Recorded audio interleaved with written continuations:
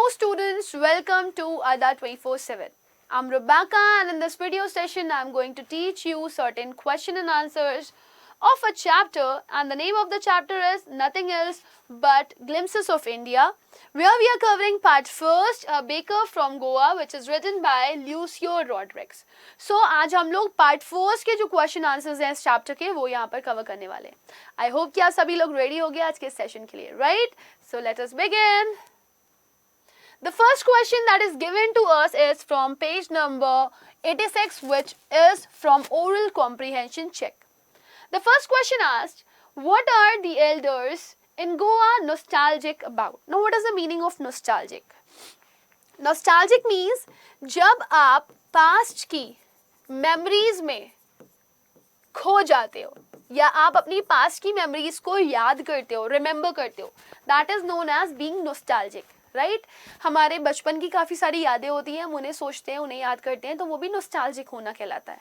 ठीक है, तो यहाँ पर आपको बताया जा रहा है या पूछा जा रहा है आपसे कि ऐसा क्या चीज़ है जो गोवा के एल्डर्स हैं वो उस चीज़ के बारे में नॉस्टैल्जिक हो जाते हैं, तो किस तरह की पुरानी यादों को वो याद कर रहे हैं. तो मैंने आप लोगों को बताया था कि गोवा में एक पोर्चुगीज़ जब रूल करने के लिए आए थे तो उस समय के दौरान एक चीज़ बहुत ज़्यादा फेमस हो गई थी वहाँ पे, और वो थी वहाँ की ब्रेड्स. राइट, तो किस तरीके से पोर्चुगीज़ आते थे, किस तरीके से उन्होंने बेकिंग शुरू करी और किस तरीके से ब्रेड के लोग दीवाने थे, वो इस चीज़ को याद करते हैं और इस चीज़ को लेकर के बहुत ही ज़्यादा नॉस्टैल्जिक हो जाते हैं. Right, so how will you write it? The elders in Goa are nostalgic about the good old Portuguese days. किस चीज़ की पास्ट मेमोरीज में ये लोग खोए हुए हैं? ये लोग खोए हुए हैं पोर्चुगीज़ की गुड ओल्ड मेमोरीज में, यानी कि वो पुरानी यादें जो अच्छी हैं.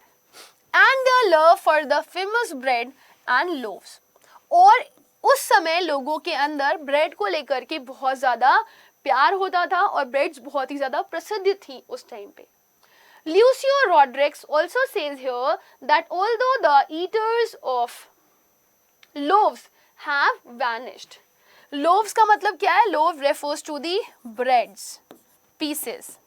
राइट, जो स्लाइसेस होती हैं ब्रेड की, जो पीसेस होती हैं, उनके जो ईटर्स थे यानी कि खाने वाले थे वो तो अब खत्म हो चुके हैं, वैनिश हो चुके हैं. वैनिश का मतलब होता है गायब हो जाना या अब एग्जिस्ट ना करना, है ना, डज नॉट एग्जिस्ट.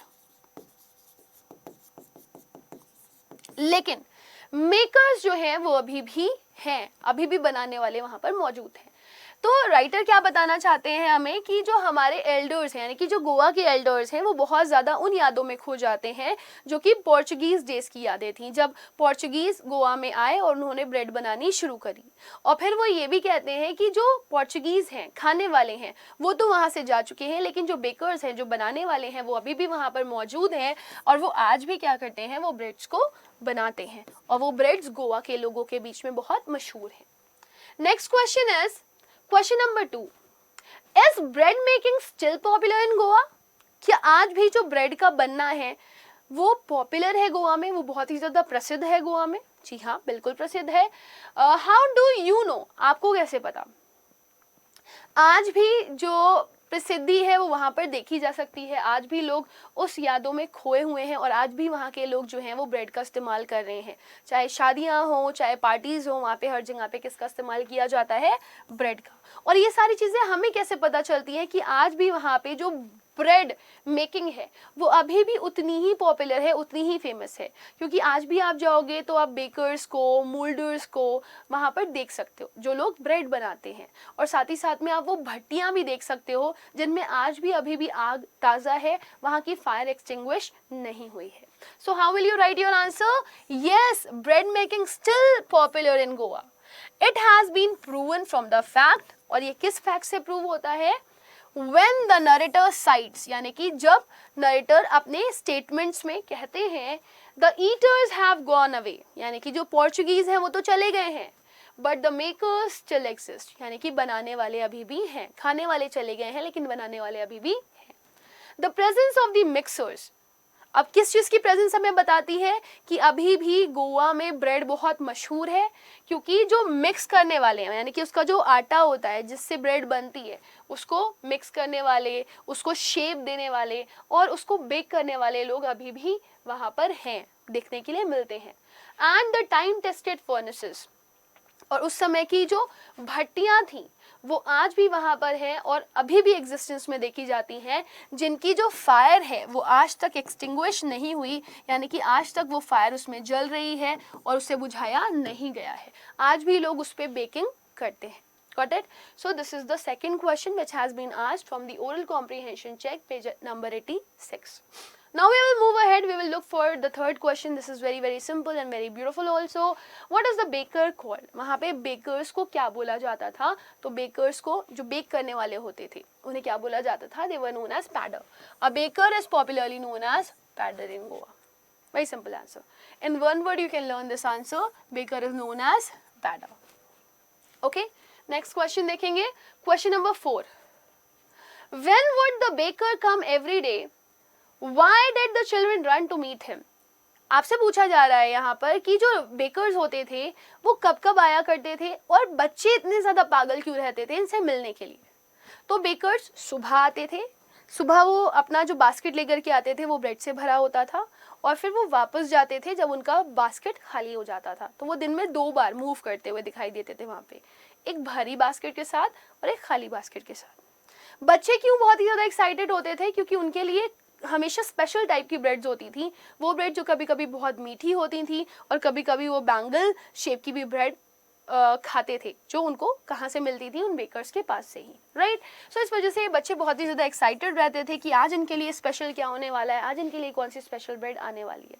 सो इस तरीके से बच्चे भागते थे इन लोगों से मिलने के लिए। उनके अंदर भी एक्साइटमेंट वैसा ही होता था जैसा कि बड़ों के अंदर होता था। So how will you write it? First question का answer, when would the baker come every day? So the baker would come twice every day, 2 बार आता था। Once he would set out early in the morning, सुबह सुबह निकल जाता था, and the second time when he returned after emptying his huge basket by selling all his bread. जब उसकी सारी ब्रेड्स बिक जाती थी तो उसकी जो बड़ी सी बास्केट होती थी वो खाली हो जाती थी। नेक्स्ट क्वेश्चन वाज कि why the children ran to meet him? बच्चे क्यों भागते थे उससे मिलने के लिए? The children ran to meet him as they love to eat loaves. Children भागते थे मिलने के लिए से क्योंकि उन्हें बहुत अच्छा लगता था ये लोव्स खाना, ब्रेड्स खाना। And they wish to have bread bangles, और उनको बहुत ज़्यादा विश रहती थी कि उनके लिए ब्रेड बैंगल्स भी आएगी, उन्हें वो खानी है। विच दे चोज केयरफुली, और उनकी जो ब्रेड बैंगल्स होती थी ना वो अलग अलग शेप की होती थी, वो बड़े ध्यान से उस ब्रेड बैंगल को चूज़ करते थे। गोल होनी चाहिए, एकदम प्रॉपर बैंगल के शेप में होनी चाहिए, उनके हाथ में आ जानी चाहिए। बच्चे होते हैं ना, एक्साइटमेंट होता है उनके अंदर, तो उस तरीके से वो उसको ढूंढते थे अलग अलग तरह की कि मेरी वाली स्पेशल वाली कौन सी है, वो हम उठा करके लेकर के आएंगे। And sometime it was sweet bread, कभी कभी वो लोग स्पेशल तरह की ब्रेड बना करके लाते थे जो स्वीट ब्रेड होती थी। And it make them excited, और यही वजह थी कि ये बच्चे बहुत ही ज़्यादा एक्साइटेड रहते थे कि उन्हें उनकी स्पेशल वाली ब्रेड खाने के लिए मिलेगी, उनको स्पेशल टाइप का खाना खाने के लिए मिलेगा, और वो बहुत ही खुश हो जाते थे कि उन्हें इतनी अच्छी अच्छी और टेस्टी टेस्टी ब्रेड्स मिलने वाली हैं। और यही एक्साइटमेंट उनका इतना ज़्यादा होता था कि वो लोग भागते थे मिलने के लिए बेकर से। Now let's move ahead and move for the next question. This is also related to oral comprehension check, page number 87. Okay, and here we have to do what? Here we have to do matching. You need to match the column. आपको बताना है as marriage gifts किस तरह की breads दी जाती थी, party और feast के लिए किस तरह की दी जाती थी, डॉटर की एंगेजमेंट के लिए किस तरह की दी जाती थी, या फिर क्रिसमस के लिए किस तरह की ब्रेड्स दी जाती थी। सो मैरिज गिफ्ट्स में क्या आते थे? मैरिज गिफ्ट्स में स्वीट ब्रेड आती थी जिन्हें बोल बोला जाता था, BOL बोल। पार्टी और फीस्ट में हर जगह पे आपको क्या देखने के लिए मिलेंगी? ब्रेड्स। बिना ब्रेड के पार्टीज अधूरी होती थी। डॉटर की एंगेजमेंट के लिए क्या स्पेशली बनाया जाता था? सैंडविचेस बनाए जाते थे जो कि ब्रेड से ही बनते थे। और क्रिसमस पे एक स्पेशल टाइप का केक बनाया जाता था with the help of bread, जिसे क्या बोला जाता था? Ball and horse.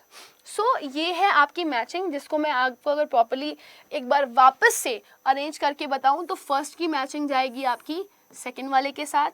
For a party और फीस्ट के लिए जो मैचिंग जाएगी आपकी वो थर्ड के साथ जाएगी। एंगेजमेंट, डॉटर की एंगेजमेंट की जो जाएगी वो सैंडविच के साथ जाएगी। और फॉर क्रिसमस के लिए जो जाएगी that is with ball and horse. आप चाहो तो मैं यहाँ पर आपके लिए ये नंबर्स भी मेंशन कर सकती हूँ। So this is for first, okay, then this is for second, this is for third, and this is for fourth. I hope this is quite clear to you all. एक बार मैं हट जाती हूँ सामने से ताकि आप स्क्रीनशॉट ले लो। नेक्स्ट देखिए question number 2, What did the bakers wear? अब यहाँ पे आपसे 2 क्वेश्चन पूछे जाएंगे, आपको बताना है कि बेकर्स क्या पहनते थे। पोर्चुगीज डेज में बेकर्स क्या पहनते थे? तो पोर्चुगीज डेज में वो एक कपड़ा पहनते थे जिसे काबई बोला जाता था। तो वो एक बड़ी सी फ्रॉक होती थी। सपोज ये सर है और आप ऐसे बोल लो ये बॉडी है ना, ये बॉडी है। तो उनकी एक फ्रॉक होती थी जो यहाँ तक होती थी। अब ये मान लो ये जो है ना, यहाँ पर उनके नीज है और नीज से नीचे तक उनकी क्या है, ड्रेस है फ्रॉक शेप की। सो इन दोज डेज, उस समय जो बेकर्स हुआ करते थे वो एक peculiar dress which was very very famous dress पहनते थे जिसको क्या बोला जाता था, Kabai, which is a single piece frock. एक सिंगल फ्रॉक होती थी रीचिंग डाउन द नीज, जो घुटनों से नीचे होती थी, as I showed you in this figure. Okay, now let's move ahead for the next question. When the author was young, और जब ऑथर यंग हो गए, जब वो बच्चे थे तो ये लोग कुछ और पहनते थे, जब यंग हो गए तो वो क्या पहनते थे, तब वो शर्ट और ट्राउजर पहनते थे। ऊपर एक शर्ट पहनते थे और एक नीचे ट्राउजर पहनते थे जो घुटने से नीचे तक के होता था। So when the author was young, जब ऑथर जवान थे, he saw the bakers used to wear a shirt, एक शर्ट पहन लेते थे, पैरों में ट्राउजर्स पहनते थे, which जैसे जीन्स होती है ना वैसे ही ट्राउजर्स होते हैं, लेकिन ये ट्राउजर्स इनके जो होते थे ना वो छोटे होते थे। और छोटे कितने होते थे, उनकी पूरी पैंट की 3/4 लेंथ होती थी, यानी कि घुटनों से नीचे, which were shorter than full length one and longer than half pants. मतलब अगर मैं ऐसे कंसिडर कर लूँ, ये पैर है उनका जिसमें उनको भी ये पहनना है कपड़े, और ये यहाँ पे उनका घुटनों वाला पोर्शन है, सो यहाँ तक उनकी रहती थी, इनकी जो पैंट रहती थी वो यहाँ तक रहती थी, ट्राउजर जो रहती थी वो यहाँ तक रहती थी। सो ये जवानी में था और ये बचपने में था। Next question number 3, who invites the comment he is dressed like a padre, why? किस तरह के लोगों को ये कमेंट दिया जाता था कि अरे इसने तो पैडर की तरह कपड़े पहने हुए हैं, और क्यों? जब कोई भी पर्सन उनको इस तरीके से ड्रेसअप दिखाई देता था जिसकी जो ट्राउजर्स हैं वो घुटने से नीचे तक आ रही है, तो उसे सब पैडर पैडर चढ़ाने लगते थे, क्योंकि उस समय के जो पैडर हुआ करते थे, poder refers to the bakers. तो पोर्चुगीज डेज के जो बेकर्स होते थे वो भी क्या करते थे, वो भी ट्राउजर्स पहनते थे जो कि उनके घुटने से नीचे की होती थी। तो जो फिजिकल अपीयरेंस था और जो ड्रेसिंग सेंस था उनका सेम होता था, इस वजह से उनको क्या बुलाया जाता था, पैडर बुलाया जाता था। तो अगर किसी भी पर्सन का सेम ड्रेसिंग सेंस होता था एज पैडर, तो उनको चढ़ाने के लिए कि आप तो पैडर बन के आ गए हो, आप तो बेकर बन के आ गए हो, तो उनको चढ़ाने के लिए वो लोग क्या बोलते थे, पैडर पैडर बोलते थे। So if any of the persons who wears a half pant that reaches just below the knees, यानी कि अगर कोई भी बंदा एक ऐसी पैंट पहनता था जो घुटने के जस्ट नीचे आ रही हो, तो उसको क्या कमेंट दिया जाता था कि तुमने तो एक पैडर की तरह ड्रेस पहना है। और ऐसा किस लिए होता था, because of the same dress in similar fashion वोर बाय पैडर्स इन गोवा, क्योंकि इसी तरह के सेम फैशन में जो ड्रेसअप होते थे वो कौन होते थे, गोवा में पैडर्स हुआ करते थे। दैट्स वाई इन लोगों को ये कमेंट दिया जाता था कि भाई तुम तो पैडर लग रहे हो, पैडर। नेक्स्ट देखिए, that would be the last question also, this is question number 4, Where were the monthly accounts of the baker recorded? जो मंथली अकाउंट होता था इन पेडर्स का, वो कहाँ पर रिकॉर्ड किया जाता था? तो सबसे पहले तो ये लोग रोज रोज नहीं लेते थे पैसा लोगों से कि लाओ तुमने खरीद ली ब्रेड, मेरे को पैसा दे दो, ऐसा नहीं होता था। ये लोग क्या करते थे, ये लोग महीने के एंड में पैसा लेते थे, और उसका जो बिल होता था उस बिल को कहाँ लिखते थे, दीवारों पर, ठीक है, with the help of pencil. So how will you write it? The bakers usually collected their bills at the end of the month, मतलब महीने के आखिर में, and these bills were recorded on some walls, और इन बिलों को कहाँ पे रिकॉर्ड किया जाता था, दीवारों के ऊपर, in the house with a pencil। तो कोई भी दीवार पकड़ ली जाती थी, उसके ऊपर पेंसिल से पूरा बिल बना दिया जाता था, देखो ये बिल है और ये तुम्हें महीने के आखिर में देना है, तो रोज का बिल 2 + 2 + 2 ऐसे करके ऐड करके बना लिया जाता था। नेक्स्ट क्वेश्चन की तरफ आएंगे, this is the last question, okay. As I told you that would the probably last one, but this is the last one. What does a jackfruit like appearance means? आपने देखा होगा जो पेडर्स थे, जो bakers थे, उनका जो अपीयरेंस होता था, ऐसा बताया जा रहा है कि वो जैकफ्रूट जैसा होता था। जैकफ्रूट जैसे आप कटहल बोलते हो, कटहल का शेप कैसा होता है, ऐसा, ऊपर से पतला और नीचे से ढोलक जैसा, ये होता है। तो जो जैकफ्रूट लाइक अपीयरेंस है, इसका मतलब क्या है? जैकफ्रूट लाइक अपीयरेंस का मतलब है प्लम फिजिक, मतलब एक हट्टा कट्टा इंसान जो खाते पीते घर का लग रहा है, राइट। सो अगर जितने भी लोग जो कि बेकर्स की फैमिली से बिलोंग करते थे, चाहे वो उनके नौकर हों, चाहे वो उनके बच्चे हों, चाहे वो उनकी वाइफ्स हों, सबके फिजिक कुछ इस तरीके से दिखाई देते थे जो ये शो करते थे कि they are happy and prosperous. मतलब ये लोग काफ़ी ज़्यादा खुश हैं, उनके पास अच्छी कमाई है, अच्छा पैसा है, तो ये अच्छा खा रहे हैं इसलिए मोटे होते जा रहे हैं, राइट। तो जिसके पास अच्छा खाने के लिए होता है, अच्छा पैसा होता है, वो खूब मोटा होता जाता है, दिन दुगनी रात चौगनी, राइट। सो इन्हीं लोगों को जैक फ्रूट लाइक अपीयरेंस बोला जाता था, which means they are happy and prosperous. So how will you write it? A jackfruit like appearance means a plum physique. It was believe that he and his family never starved.